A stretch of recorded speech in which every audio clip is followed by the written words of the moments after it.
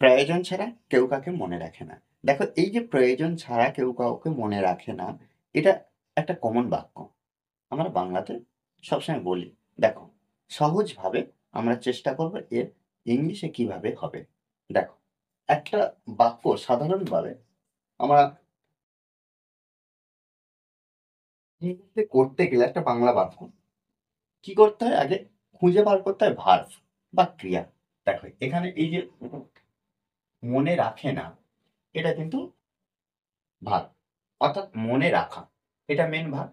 আর বাংলা বাক্যের বেশিরভাগ শেষে আমরা বাংলা ক্রিয়া খুঁজে পাই। অর্থাৎ আমরা যে ভার্ব ব্যবহার করব সেই ভার্বটা খুঁজে পাই।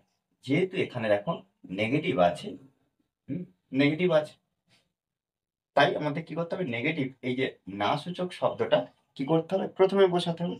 আর দেখো মনে রাখা এই ভাব, কিন্তু তার আগে কমন বিষয়টা কি না, সাবজেক্ট আর ভার্ব এই দুটো প্রথমে আনতে হবে। সাবজেক্ট, তারপরে ভার্ব, ঠিক আছে, তারপরে অন্যান্য অংশ মেশাবে। দেখো এই যে সাবজেক্ট ভার্ব, কে মনে রাখে না কেউ। এই যে কেউ আর কাউকে, কেউটা হলো সাবজেক্ট আর কাউকে এটা কিন্তু আমরা অবজেক্ট হিসাবে ব্যবহার করব। তাহলে সাবজেক্ট কেউ আর অবজেক্ট কেউ, কাউকে। কেউটা হলো সাবজেক্ট আর কাউকে হলো অবজেক্ট। তাহলে দেখো এখানে যেহেতু নেগেটিভ আছে, তাহলে এখানে কেউ না, দেখো এর সঙ্গে কিন্তু আমরা অ্যাডজাস্ট করতে পারি। অর্থাৎ আমরা লিখতে পারি কি, নো বডি, নো বডি ব্যবহার করতে পারি, অথবা নো ওয়ান, নো ওয়ান। দেখো নো বডি ব্যবহার করতে পারি বা নো ওয়ান ব্যবহার করতে পারি। ঠিক আছে, দেখো এটা কিন্তু সাবজেক্ট, এটা সাবজেক্ট। আর এটা দেখো সাবজেক্ট সিঙ্গুলার কি প্লুরাল? নো বডি বা নো ওয়ান যখন থাকবে আমরা সেটা সিঙ্গুলারে ব্যবহার করব। ঠিক আছে, সিঙ্গুলার নাম্বার, অর্থাৎ এক বছর। ঠিক আছে, ওকে। এরপরে দেখো মনে রাখা, মনে রাখার বিষয়টা, তাহলে নো বডি, কেউ না, নো বডি বা নো ওয়ান, মনে রাখা। মনে রাখা ইংরেজি কি? রিমেম্বার,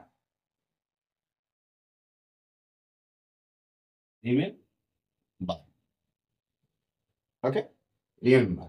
দেখো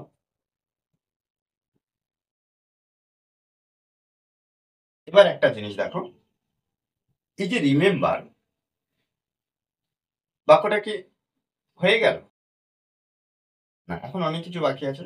দেখো এই যে বাক্যের মধ্যে দেখো ভার্ব ব্যবহার করা হয়েছে, যেহেতু প্রেজেন্ট টেন্সে লিখছি। দেখো এই যে সিঙ্গুলার, এটা সিঙ্গুলার থাকার কারণে আমরা এখানে এস বসাবো। প্রেজেন্ট ইনডেফিনিট টেন্সে কমন বিষয় একটা বেসিক ইংলিশ আমরা জানি যে প্রেজেন্ট ইনডেফিনিট টেন্সের ক্ষেত্রে সাবজেক্ট যদি থার্ড পারসন সিঙ্গুলার নাম্বার হয়, সেক্ষেত্রে তারপরে যে ভার্বটা বসবে সেই ভার্বের শেষে এস বাই এস যুক্ত হবে। সেহেতু আমরা করেছি কি রিমেম্বার্স, রিমেম্বার্স। আচ্ছা, কাউকে, এই যে কাউকে দেখো এখানে নো বডি আছে, তাহলে এর উপরে ভিত্তি করে আমরা লিখতে পারি এনিবডি, এনিবডি। এর উপরে ভিত্তি করে আমরা লিখতে পারি এনিবডি। আর এই যে নো ওয়ানের উপরে ভিত্তি করে আমরা লিখতে পারি কি এনি ওয়ান। ওকে, নো বডি থেকে কি হলো এনিবডি, আর নো ওয়ান থেকে এনি ওয়ান। ওকে, হয়ে গেল। দেখো কেউ কাউকে মনে রাখে না। ওকে, এবার দেখো বাকি অংশটা কি আছে। এই যে প্রয়োজন ছাড়া, আমরা ভার্ব, সাবজেক্ট আর ভার্ব পেয়ে গেলে আমরা কি করব না, তারপরের তার আগের অংশগুলো আমরা ধরবো। তার আগের অংশ বলতে দেখো এই পর্যন্ত হয়ে গেছে। তারপর দেখো এটা, তারপর এটা। এই যে ছাড়া, উইথ আউট, ওকে, উইদাউট মানে ছাড়া। এটা কি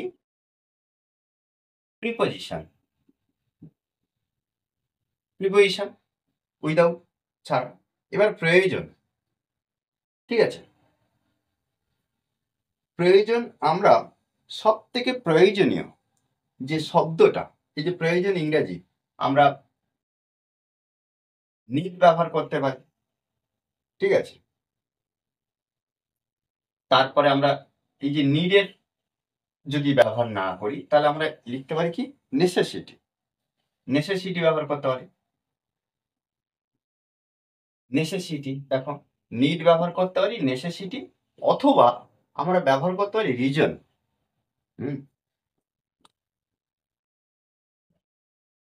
কি কি ব্যবহার করলাম? নিড, নেসেসিটি অথবা রিজন। এই তিনটে শব্দের মধ্যে আমরা যে কোনো একটা শব্দ ব্যবহার করতে পারি। তাহলে বাক্যটা কি হলো দেখো, nobody remembers anybody without need অথবা উইদাউট নেসেসিটি অথবা উইদাউট রিজন। ওকে, অথবা নো ওয়ান যখন ব্যবহার করব, এনি ওয়ান ব্যবহার করছি, তাহলে no one remembers anyone without need without necessity without reason. দেখো, এইভাবে কিন্তু আমাদের খুব সহজভাবে এই ধরনের বিষয়গুলো আমাদেরকে ইংলিশে তৈরি করতে হবে। ওকে, দেখো এভাবে কিন্তু আমাদের অনবরত প্র্যাকটিস করতে হয়। মনে রাখতে হবে যে প্র্যাকটিস খুব গুরুত্বপূর্ণ। Practice is very important part to improve our self.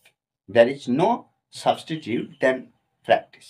ওকে, আর এই ধরনের ক্লাস অনবরত পাওয়ার জন্য চ্যানেলটি সাবস্ক্রাইব করে পাশে থাকবেন।